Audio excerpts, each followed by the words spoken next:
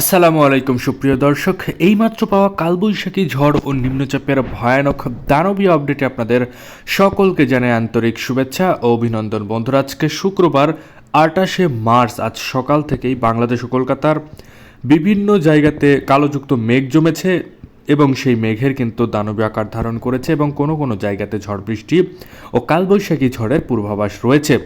এছাড়াও আগামী 24 থেকে 48 ঘন্টায় বঙ্গোপসাগর উত্তাল হয়ে উঠবে। বঙ্গোপসাগরের উপরে নতুন করে ঘূর্ণাবর্ত তৈরি হওয়ার চান্স রয়েছে। যদি ঘূর্ণাবর্ত হয়ে যায় তাহলে সাধারণ একটা নিম্নচাপে রূপান্তরিত হবে বলে আবহাওয়াবিদরা জানিয়েছে। সকল আপডেট আজকের এই ভিডিওতে দেখতে চলেছেন, তাই দয়া করে সম্পূর্ণ ভিডিওটি দেখবেন এবং আপনি কোন জেলা থেকে আমাদের এই ভিডিওটি দেখছেন সেটা অবশ্যই কমেন্টে গিয়ে জানাতে ভুলবেন না। তাহলে চলুন আজকের এই ভিডিওটি শুরু করা যাক।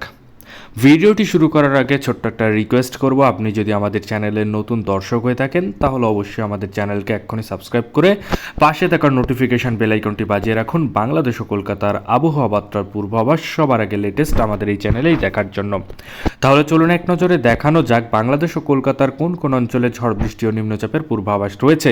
এছাড়াও কালবৈশাখী ঝড় কবে থেকে শুরু হবে এবং কবে নাগাদ শেষ হবে সেটারও একটা বিস্তারিত আপডেট চলুন আমরা এক নজরে স্যাটেলাইট রাডারের মাধ্যমে পর্যবেক্ষণ করে আপনাদেরকে দেখানো যাক।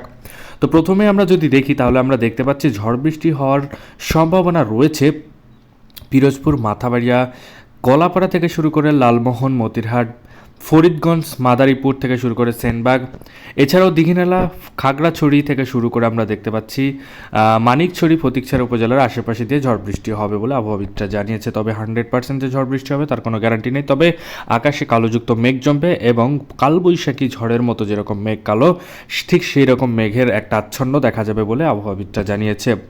এছাড়াও আমরা দেখতে পাচ্ছি হবিগঞ্জ, লাকসাম, রায়পুর এই আশেপাশেও কিন্তু ঝড় বৃষ্টির সম্ভাবনা রয়েছে। তারপরে আমরা দেখতে পাচ্ছি হোমনা, ব্রাহ্মণপাড়া, কুমিল্লার আশেপাশে দিয়েও ঝড় বৃষ্টি হওয়ার চান্স রয়েছে। এছাড়াও নরসিংদী, ব্রাহ্মণবাড়িয়া, আগরতলার আশেপাশেও কিন্তু চান্স রয়েছে। সরিষাবাড়ি, ময়মনসিংহ, মাদান, কিশোরগঞ্জ, লাখাইয়ের আশেপাশেও কিন্তু একই ধরনের আপডেট থাকতে চলেছে। এছাড়া আমরা দেখতে পাচ্ছি বিষমপুর, চাটক বাজার থেকে শুরু করে জয়ন্তীপুর, ছাকারাই এবং জাকিরগঞ্জের আশেপাশেও কিন্তু কালোযুক্ত মেঘের আচ্ছন্ন দেখা যাচ্ছে এবং ঝড় বৃষ্টির সম্ভাবনা থাকবে বলে আবহাওয়াবিদরা জানিয়েছে। এছাড়াও কলকাতার 24 পরগনা, ওড়িশা অঞ্চল সমস্ত জায়গায় ফাঁকা থাকবে সকাল থেকেই এবং 10টা, 11টা, 12টা নাগাদ যখন আমরা যাব এবং 1টা নাগাদ আমরা যখন যাব তখন আমরা বাংলাদেশের বেশ কিছু জায়গা দেখব যে ফাঁকা হয়ে গেছে। তারপরও কালোযুক্ত মেঘের হালকা থেকে ঝাপসাযুক্ত আকাশ থাকতে পারে দীঘিনালা, খাগড়াছড়ি, ফটিকছড়ি উপজেলা, চট্টগ্রাম, মহেশখালী, টেকনাফের আশেপাশে হালকা থেকে ঝাপসাযুক্ত আকাশ থাকতে পারে। এছাড়াও সিলেটের কিছু কিছু অঞ্চলে হালকা থেকে ঝাপসাযুক্ত আকাশ থাকতে পারে, ঝড় বৃষ্টির সম্ভাবনা নেই বলেই চলে। এছাড়াও সন্ধ্যে 6টার দিকেও একই ধরনের আপডেট রয়েছে বাংলাদেশ ও কলকাতার জন্য।